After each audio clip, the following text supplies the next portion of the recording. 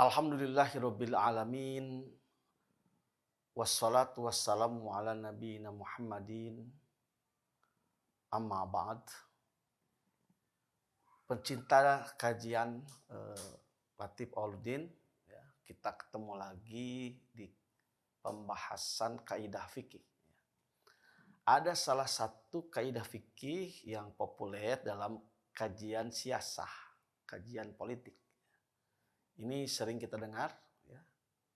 Bahkan seorang presiden dulu, Abdurrahman Wahid alias Gus Dur, ketika beliau dilantik jadi presiden, dalam pidato pertamanya mengeluarkan kaidah fikih ini. Apa itu? Tasarruful imami 'ala ra'iyati manutun bil maslahah. Tasarruf artinya kebijakan, ya. Kebijakan, aturan, tindakan seorang pemimpin, ya, ala ra'iyah kepada warga negaranya, kepada rakyatnya, manutun harus cocok, harus sesuai, harus terikat, ya, bil maslahah dengan kemaslahatan. Kaidah ini banyak yang semakna, ya. Redaksinya ada yang ringkas, at-tasarruf ala ra'iyah manutun bil maslahah.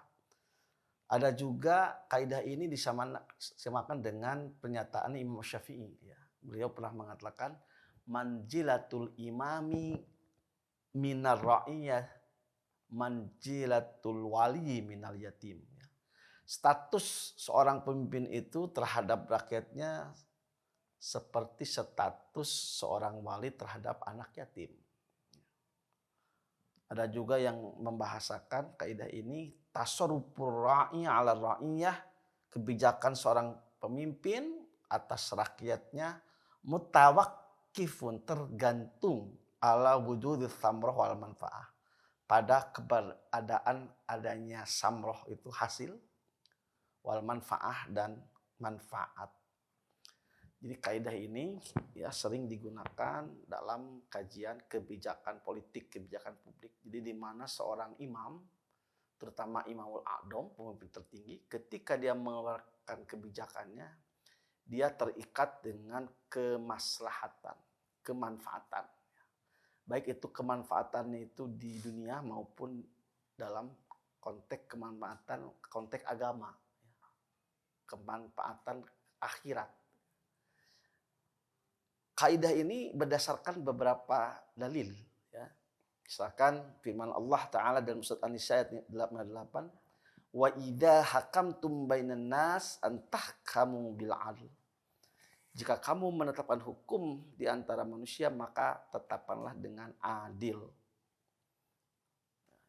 Ada juga sebuah hadis riwayat Imam Muslim, ya. Rasulullah bersabda, ma min 'abdin yastar'ihillahu ra'iyatan yamutu yauma yamut wa huwa ghasun li ra'iyatihi illa haramallahu 'alaihil jannah. Seorang hamba yang diamanai Allah untuk memimpin rakyat dan meninggal, mati dalam keadaan menipu rakyatnya, Allah pasti mengharamkan surga baginya, ya. Jadi kaidah ini kita sebagai para pemerhati, pendidik, termasuk rakyat, ya, apalagi sebagai pemangku kebijakan, apapun yang dikeluarkan yang bersumber dari seorang pemimpin, maka harus memperhatikan kemanfaatannya, dampaknya. Apakah dia baik untuk kepentingan publik, untuk umat, atau justru dia bikin kebijakan menyulitkan.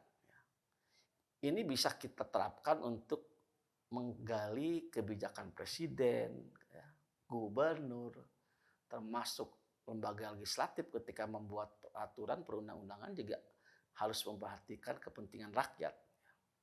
Tentu masalah ini adalah masalah dalam pengertian jalbul masolih wa darul mafasid. Jadi para ulama fikih ketika memberikan batasan masalah itu adalah apa saja upaya yang mendatangkan kebaikan, kemanfaatan, dan upaya mencegah kerusakan pun, ya, itu termasuk konsep maslahat. Jadi masalah itu ada dua sisi.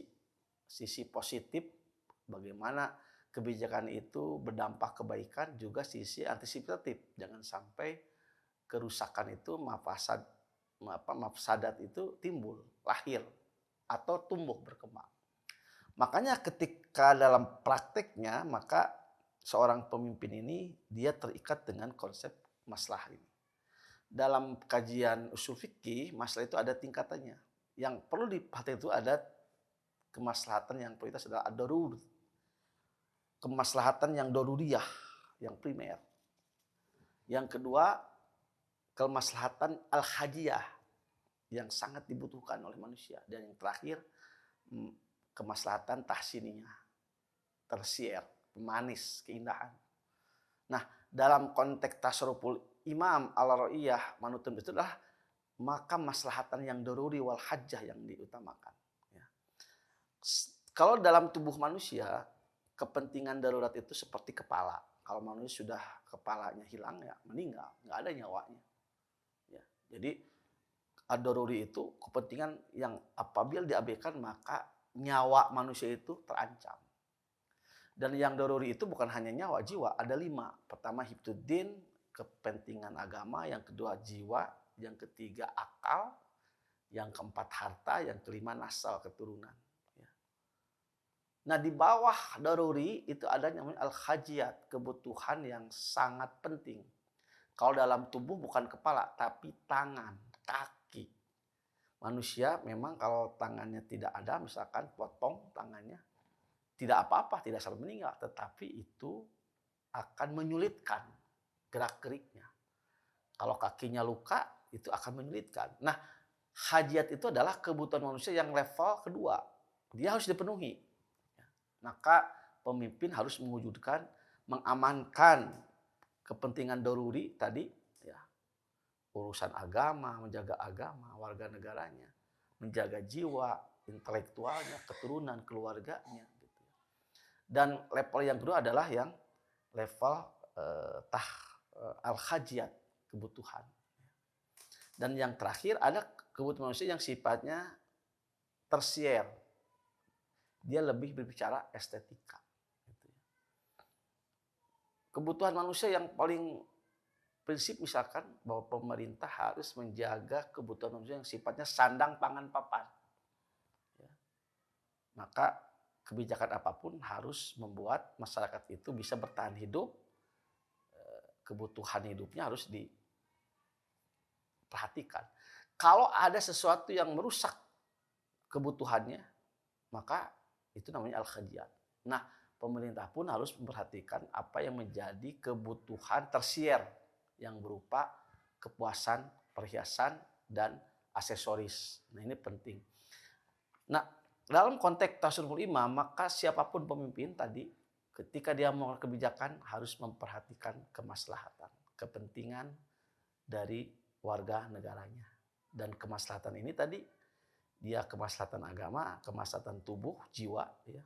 Kalau bahasa hari ini hak asasi manusianya dipastikan. Lalu kebutuhan ekonominya, dulma, kebutuhan akalnya, intelektualitasnya, pendidikannya. Maka apapun kebijakan, maka harus mewujudkan kebaikan terhadap 5 yang tadi. Dan kalau ada yang merusak dari kepentingan yang 5 tadi, misalkan ada sebuah fenomena merusak kerukunan umat beragama, ya, hifdzuddin, maka harus dicegah. Kalau ada yang melanggar tubuh, banyaknya pencurian, begal di mana-mana, maka harus dicegah. Dan salah satu contoh ya para ulama ketika menjelaskan kaidah tasarruful imam ala ra'iyah manutun bus adalah misalkan kebijakan pemimpin dulu melarang orang fasik jadi imam sholat di masjid.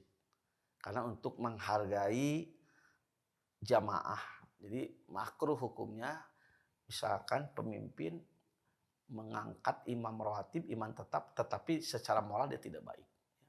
Contoh lainnya misalkan pemerintah mempertimbangkan bagaimana anggaran pendapatan dari sumber yang maslahat, termasuk pengeluarannya juga kebijakan anggarannya itu harus berbasiskan prioritas kebutuhan warga negaranya.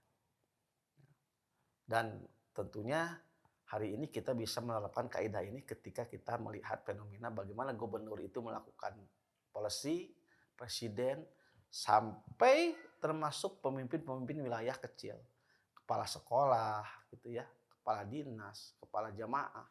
Maka apapun yang dia putuskan harus berdasarkan kemaslahatan. Itu saja kaidah yang sangat penting oleh para ulama dirumuskan dalam mengkaji persoalan siasah dan sosial kemasyarakatan. Terima kasih. Assalamualaikum warahmatullahi wabarakatuh.